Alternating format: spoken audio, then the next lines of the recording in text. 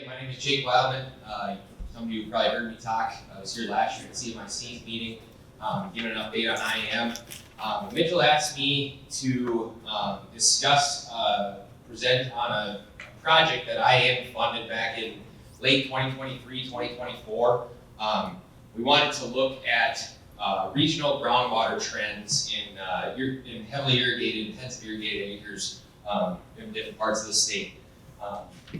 So we took that opportunity to fund a study.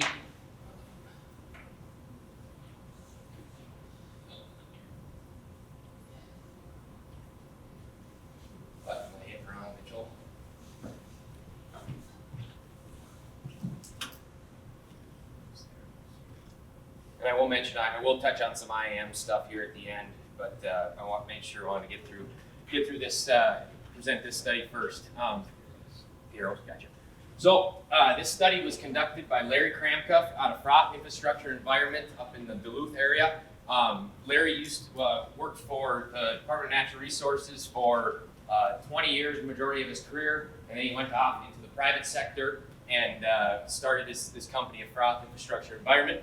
And I just want to make a note that membership is what allowed us to IAM into your local association, is what allowed us to fund this study. So we really appreciate it. So the question is why do we fund a study like this? What were the reasonings? Well, if you remember back in 2021, we had a very significant drought in the area. 2022, it came along with 2021, and news medias around the country were picking up on it, and it brought bad publicity for irrigation.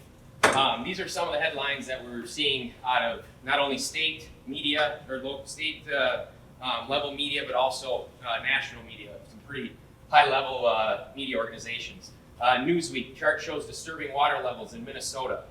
New York Times, America is using up its groundwater like there's no tomorrow.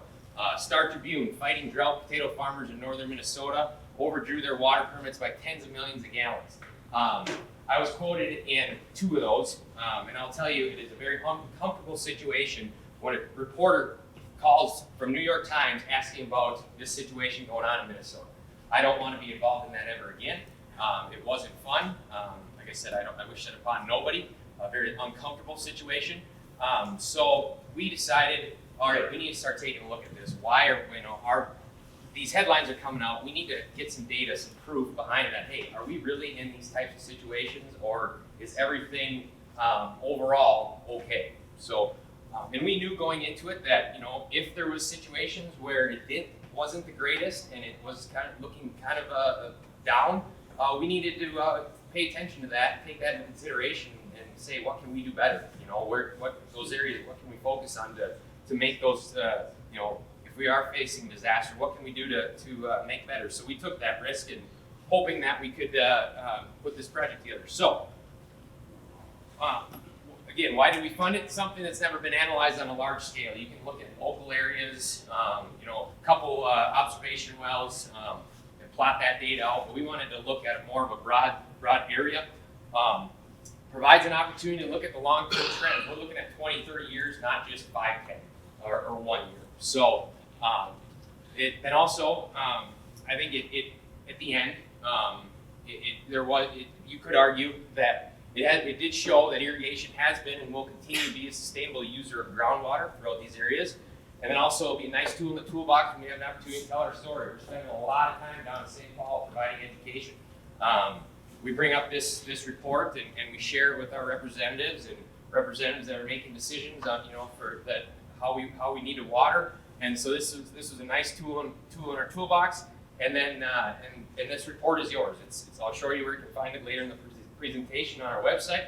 Use it, bring it up, talk to your local units of government about it. Anybody, it's a nice tool, something to provide a good discussion around. So let's dive into it. So we focused on 3 areas. Perham, which is very relevant to this area. I think New York Mills was included in the Perham area that we looked at around Perham.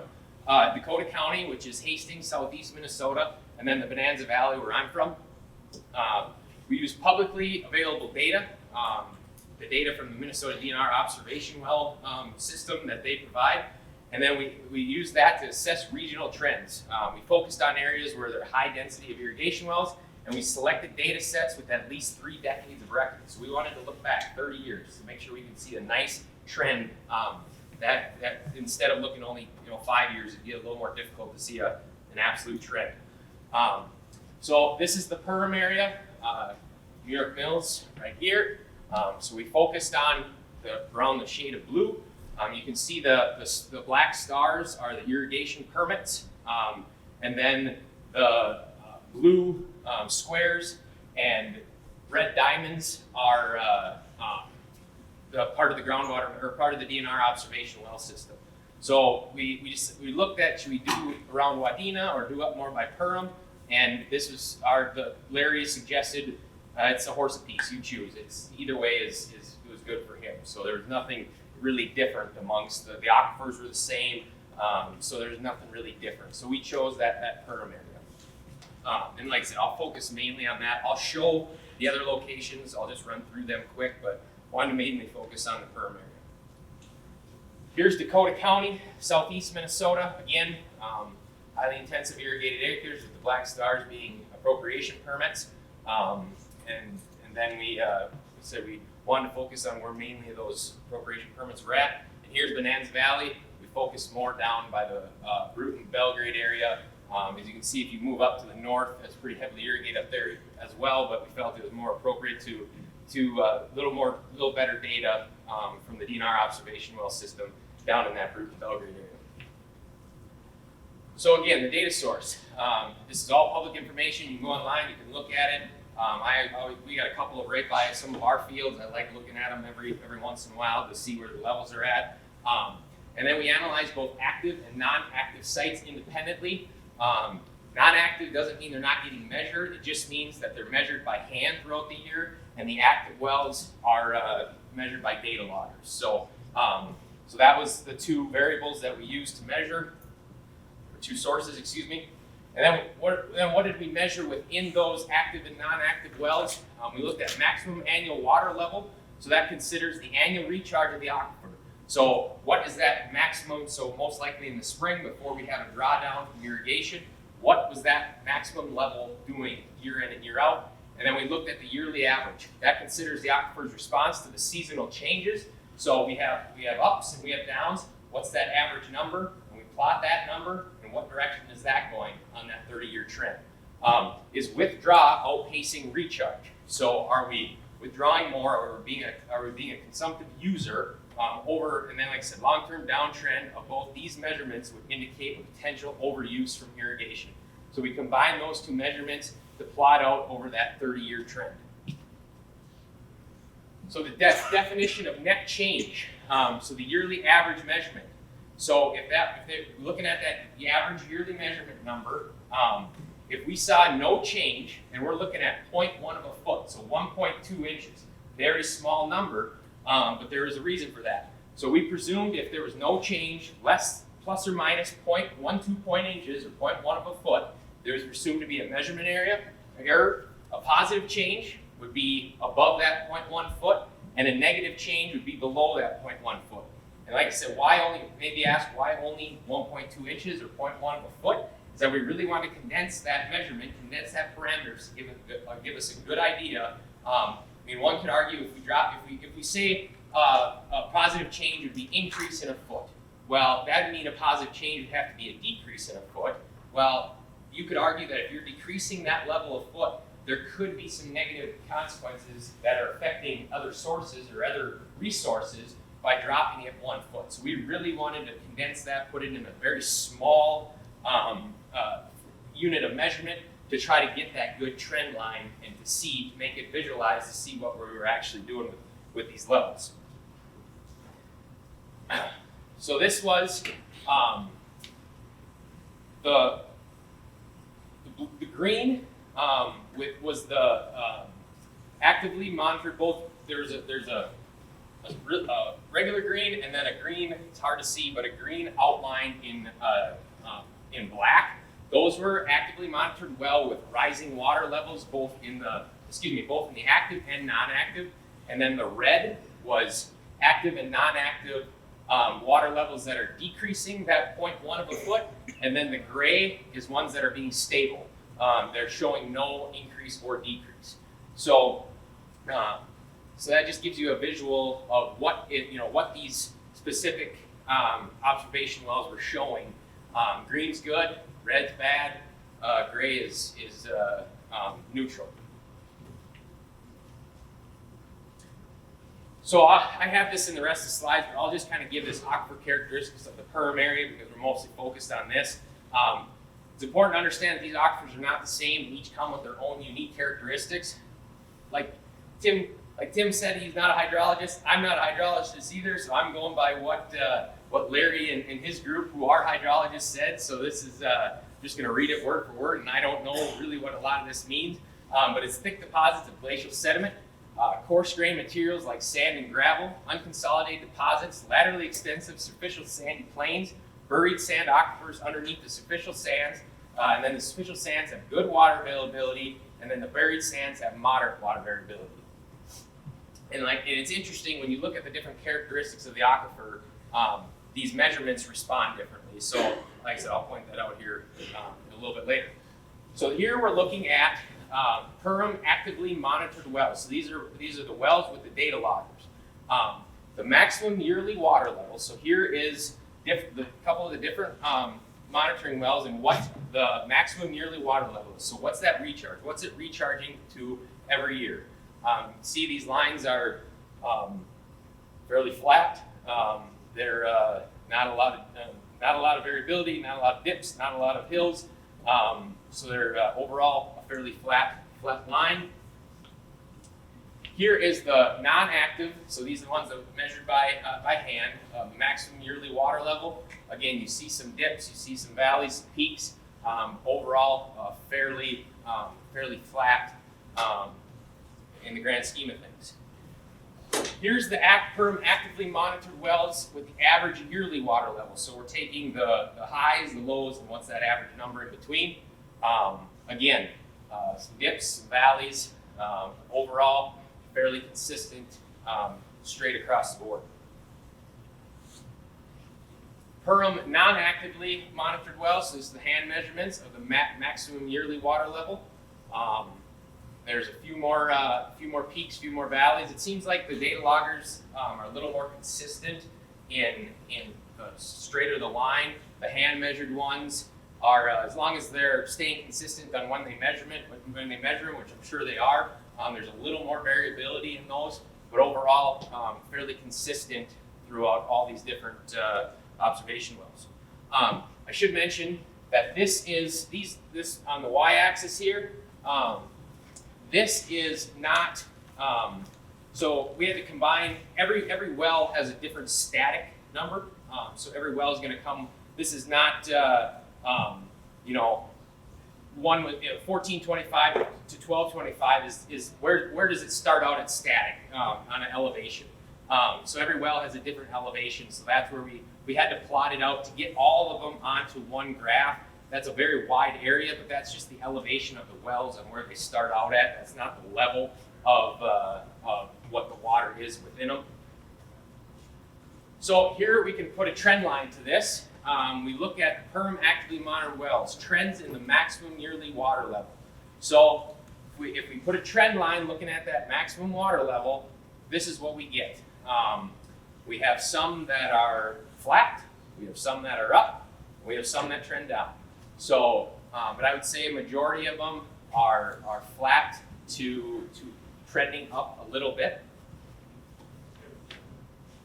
Here's the perm non-actively monitored wells, trends in the average water level. Again, fairly consistent, some down, some flat, some up. Overall, paints an interesting picture when you put a trend line to that data. So here we break it down to the active monitored well net change, so going back to that 0.1 of a foot of the average annual water level over time. So among the actively monitored ones, so the ones with data loggers, and I do want to point out here at the bottom, for this analysis, we only used wells with at least 30-year period of record.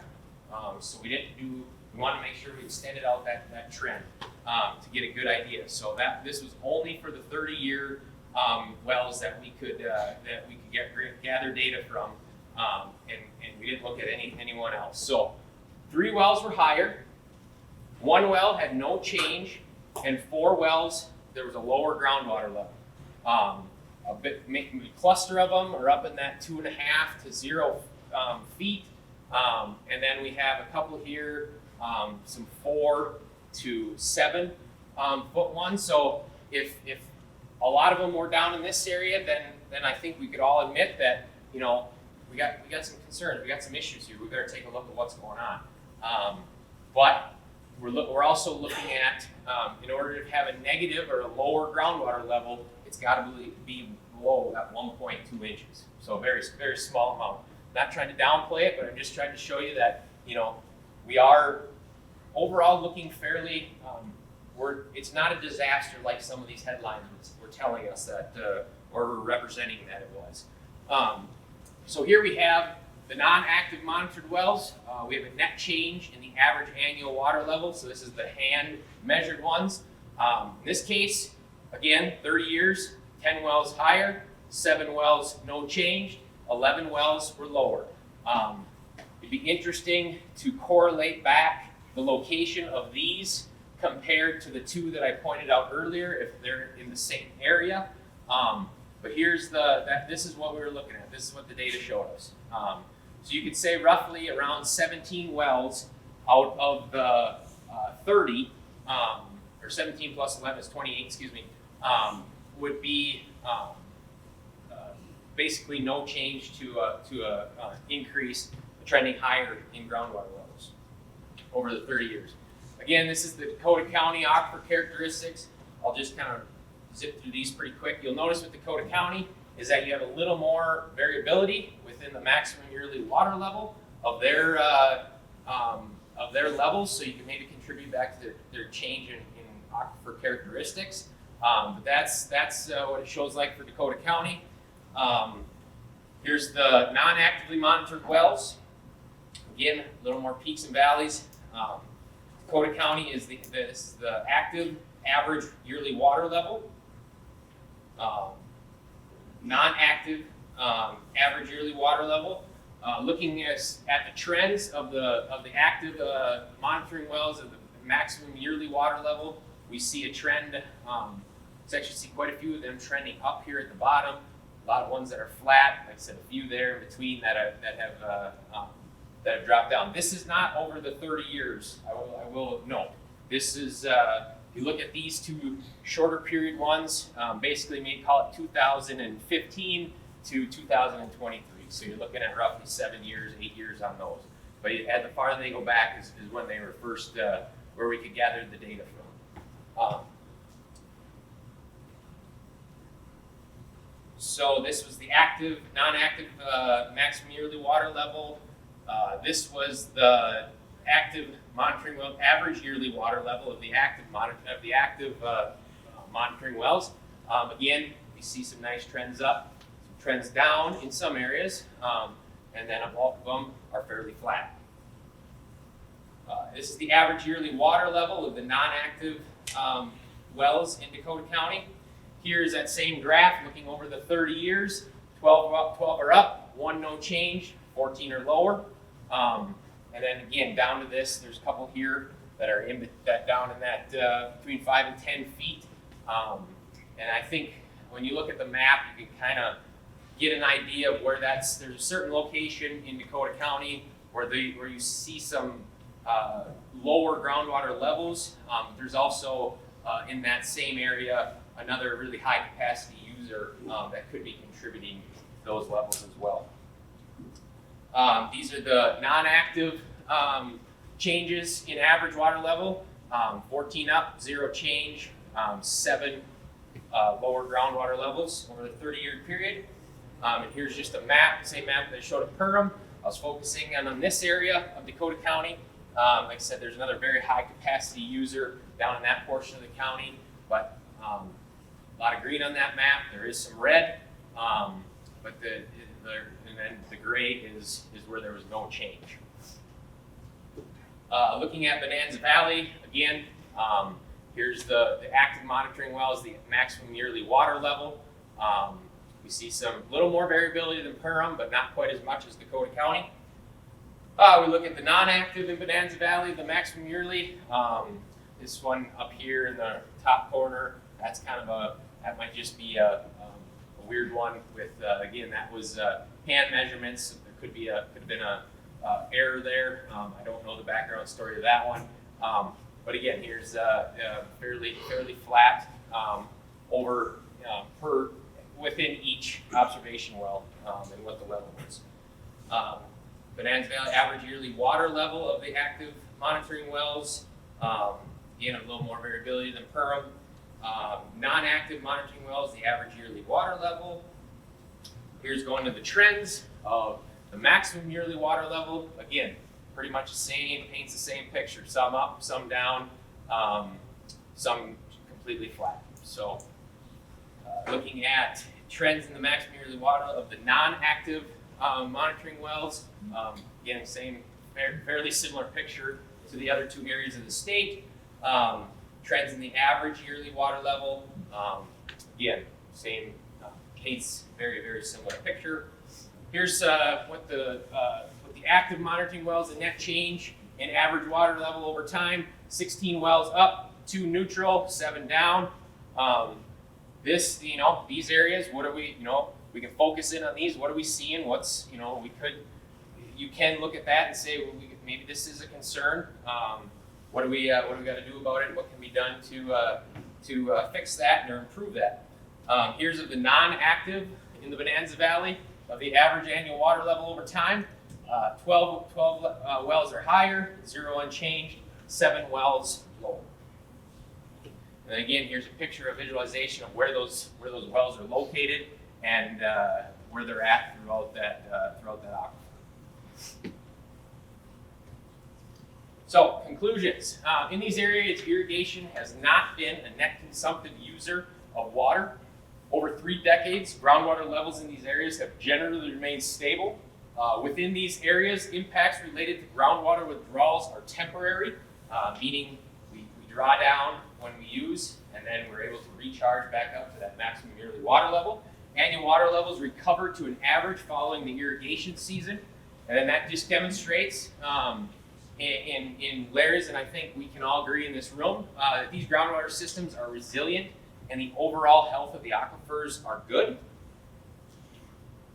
So you can find this report. Like I said, you as members of IAM, you allowed us as an association to fund this report. So you're able to find this report at our website, www.mnirrigators.org. If you go under resources, we have a white paper on the health of Minnesota aquifers, and this is what will pop up. This is the actual, it's a 47-page report from both. It gets a little complex, a little monotonous, and you can kind of put yourself to sleep if you're reading it, but it is interesting, and I encourage you to take a look at it if you got some time. So we wrote a press release after we released this report, and we were able to get it published in the Forum Network, Ag Week. We just said, and the title of it was Minnesota Aquifer Health Depends on Location and Perspective. So we were able to come up with a positive headline after it compared to the headlines that we were getting prior to completing this report. So it was an interesting project. It was fun. We were glad to see the results that we did. Does it paint us like we're perfect out there? Absolutely not. But our goal of the project was not to say, we're doing everything great, we're doing it perfect, we can't make any improvements. The purpose of it was okay, we're getting painted as this is, we're in desperate need here, desperation. Are we really at that, or what can we, or are we just, is it Armageddon? Are we really draining these aquifers down to a level that's unsustainable? Well, from this, I think we can have that discussion now to where are we able to make improvements? Like I say, yes, but we continue what we're doing, improve along with the technology, keep using this technology. We're sitting in these specific areas. We're sitting pretty good. So, any questions from the report? What's the main reason for recharge? Is it rain or water coming from other? I'm not a hydrologist, but he mentions it in the report of where we're getting this recharge. We have surface groundwater connection. We're getting some recharge from surface water, rainwater, anything that puts moisture back into the system, however you want to do that, and that's not used up by the crop, which hopefully I think we're doing a good job with what the crop's using, we're putting out there, so I wouldn't contribute much to that. But yeah, mostly rainfall, snow melt, like I said, anything that puts moisture back in the system is, and we're thankful that water can travel through these aquifers so well. I mean, you don't have to just they move across. They move down without much obstacles. Just the way the aquifer characteristics are. So. Are any city wells ever monitored? Yes. Yeah, I think they are monitored. I think. Regularly. Yeah, that might be the question for Tim. I mean. Yeah, I can't get the exact number, but yeah, they keep pretty close tabs on it. Yeah, very close tabs. If not, 3-4 times a year for sure. I think. Yeah, now technology gets so much better. They drop it down the line once a month. But I think now you can get things you can set on top of your well and beat down and watch it on your computer screen. Yeah, so that's getting more common. Yeah. Jake, would you be able to go back to that one slide you had with the green and orange circles? You want the perm one specifically? Okay. I was curious. There was a line of like 4 orange ones there, south of Durham. Yep. And the lakes are listed there. What are some of those lakes that are south of Durham? What are the lakes? Yeah, can you read a few of those lakes around there south of Durham? I cannot read it from the. Does anybody know in the room what lakes those would be? More familiar with the area? I'll take a closer look and I'll be able to tell you. I don't know much about it, but there was some DNR project a few years back where they were pumping out of an aquifer to try to lower the lake levels because lake owners were complaining they were losing beach because the lake levels were rising. Sure. So they were pumping directly out of the aquifer to lower those lake levels into the water. So that was not those, that would have been north and east of Pearl. And they were using some of the RDO pivots. So they were pumping into those to help lower that. Since then, they've not done that. They've actually put pumps into the lakes and now they're pumping them out. I don't think they have the last couple of years because lake levels have lowered quite a bit. But you get down, so this big lake here is Ottertail. So if that gives you perspective, so you got Rush Lake and then Dead Lake over there is just south of that red dot there. But yeah, those lakes that you're talking about were just northeast of Pearl. And they did that they had to pump at an agronomic rate, so they couldn't just turn the irrigator system on and pump it down. They were pumping it, using it for irrigation, appropriate irrigation on those crop fields. They were pumping out of they were pumping From the lake, I think. Yeah, it was probably. From the lake. Yeah. Devils, but it's northwest of Pearl. Yeah. So again, it was a different situation.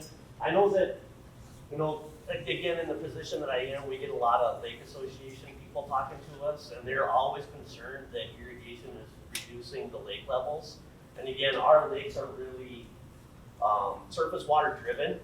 And again, when you're talking about the recharging, I was at a presentation a couple of years ago where they were talking about our part of the state where we only about 30% of the precipitation that we get actually runs off. The other 70%, because of our soils, our soils are really leaky, right? It dries out really fast. I have just the last couple of days with the warm weather, we get a pond. I have a park that's in my backyard, and when stuff melts, all of a sudden that pond gets up, and then like overnight it disappears, right? So it's we get water that infiltrates into the soil fairly quickly. So that's where that recharge is coming from, Mike, is mostly from rain, snow melt, things like that. What gives these aquifers their recharge, what contributes to their recharge? And I'll try to find that here quick. to, he describes what contributes to that factor.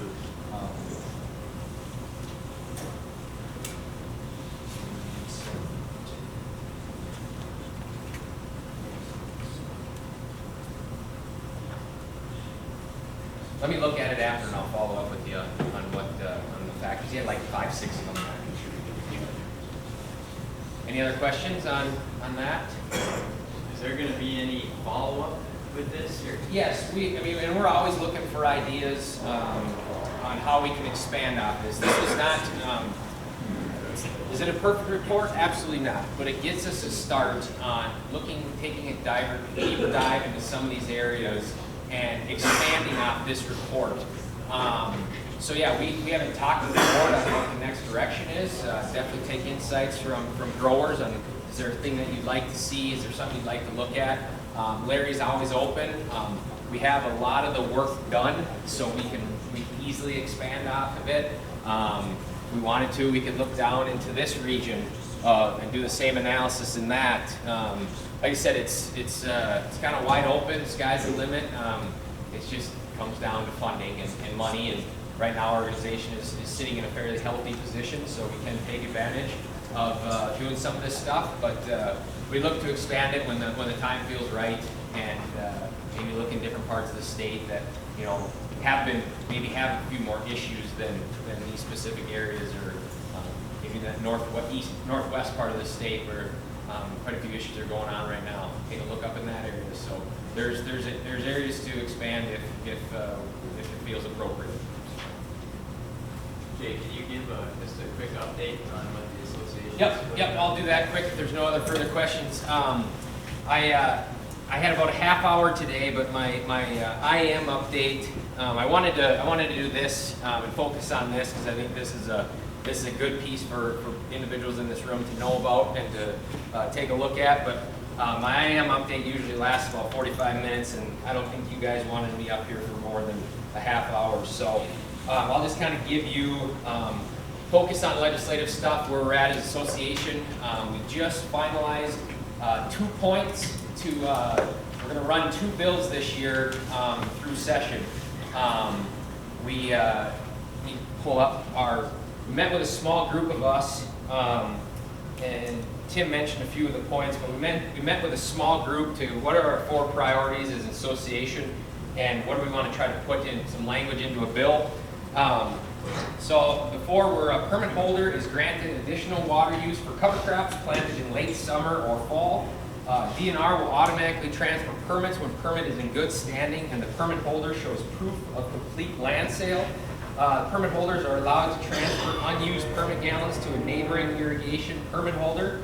DNR will allow excess water use in drought situations without penalty where permit holder did not use their full allocation of gallons the prior year and facts show that the aquifer is healthy. Those last 2 are kind of interesting concepts. We were just kind of throwing ideas off the wall. Let's put them on paper and get them into legislative language and see what they look like.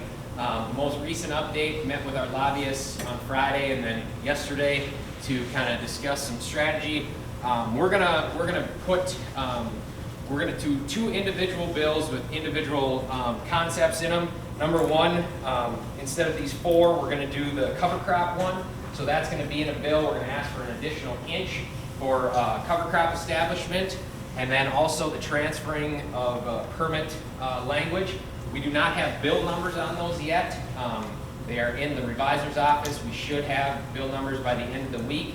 I think we pretty much have an author for the cover crop bill that Representative Paul Anderson, chair of the Ag Committee, is going to take that one and hopefully get a hearing in his committee on that.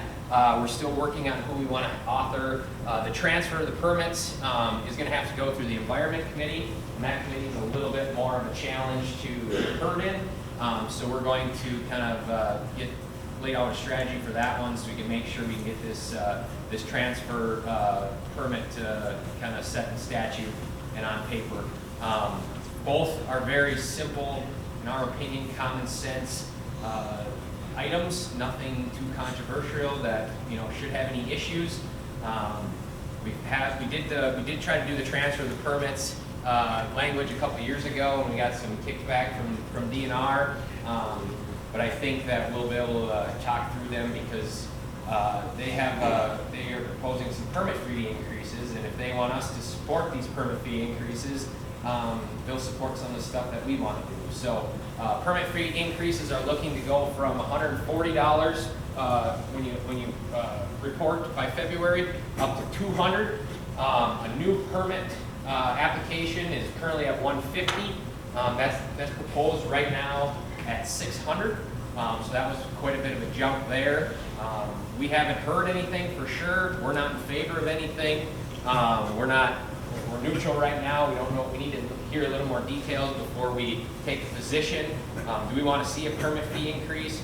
Not necessarily. We haven't seen one in approximately 15 years to what we could find out. So is it due?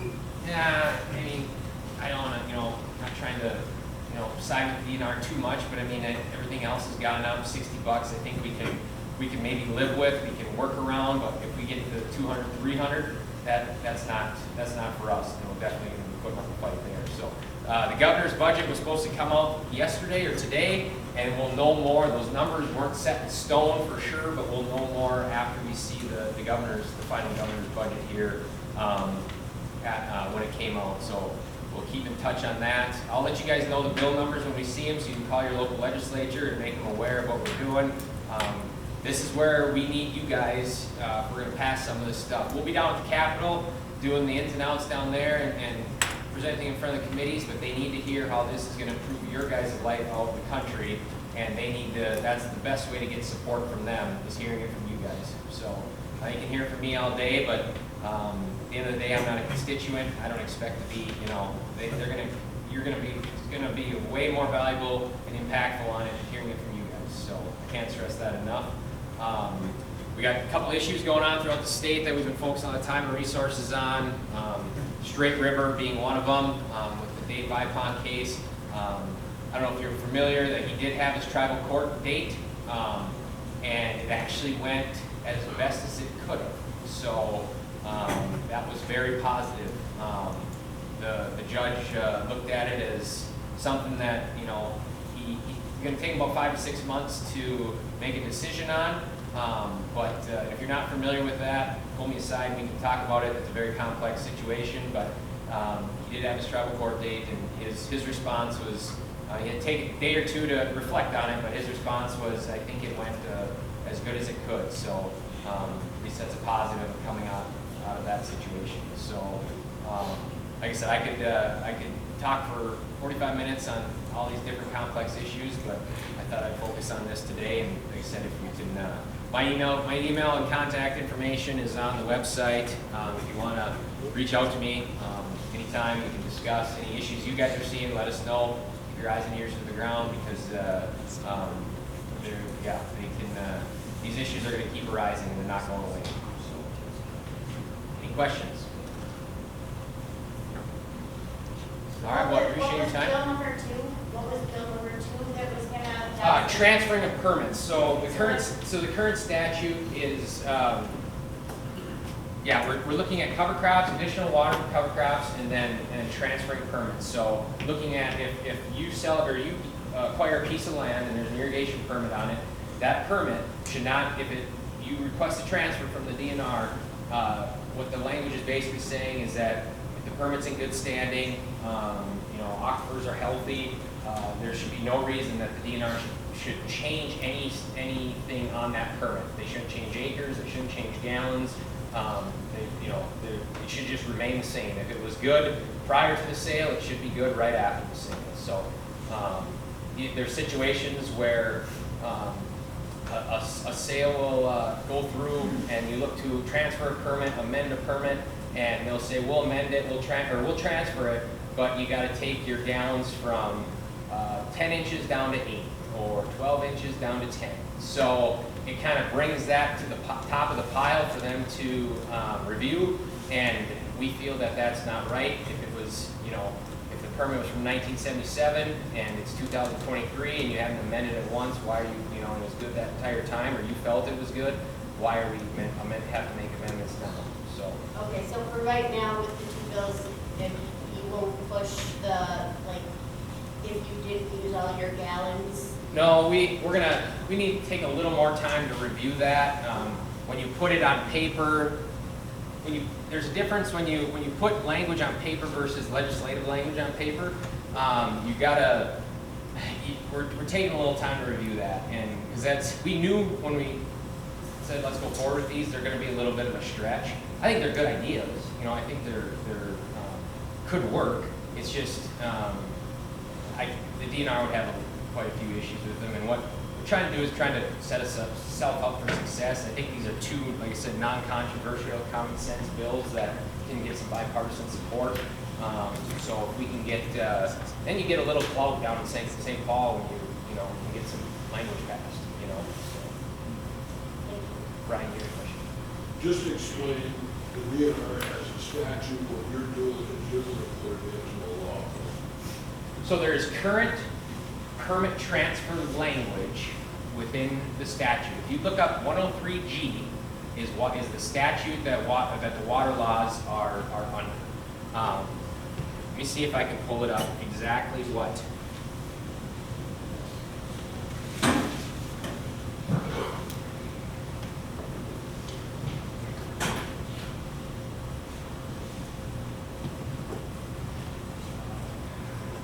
So this was the language from our prior bill, and I got it here. It's pretty much the same what we put in for this bill.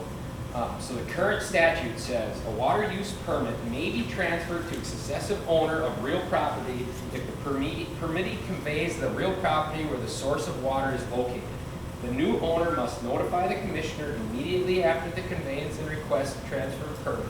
The commissioner must not deny the transfer of permit if the permittee is in compliance with all permit conditions and the permit meets the requirements of sections 103G.255 and 103G.301. The commissioner must, so this is additional language that's not currently in statute, but this is what we'd be looking to add in. The commissioner must not require additional conditions on a permit, reduce appropriation, or require any testing when transferring a permit. So that's, the last part I read is what would additionally be added on to the current statute. We're not looking to, really change current statute, but we're looking for an additional item to make it a little more clear that there can be no changes made when a permit is transferred. That cover crop one, that's a new one. That would be an additional statute in the water law in 103G. There's really nothing in that. So that would be an additional one. And then also those two other points, those kind of more of a stretch ideas, those would also be additional items to the current 103G statute. Good questions? Like I said, when I get bill numbers, because once you have bill numbers, you can track it on the House and Senate website and kind of see where it's going through. We're looking, like I said, one going through ag, one going through the environment, and having the chair sign on to your bill is normally gives you pretty good odds that you're going to get a hearing within that specific committee. So keep our fingers crossed and hopefully continue to. It's just the environment down there is a little. It's going to be really interesting once they have that special election. It's still it's going to come to a standstill. We realize that, but I think with some of these non-controversial points, we can get into an omnibus bill, and and I think we can have bipartisan support. We're looking at reaching out to a couple environmental groups to get support on this cover crop because they told us in the past that they support this. So we're looking at Nature Conservancy, some of the environmental groups to sign on, and we can get that bipartisan support, or those two supporting each other, and then it makes it for bipartisan support a little easier down to legislators.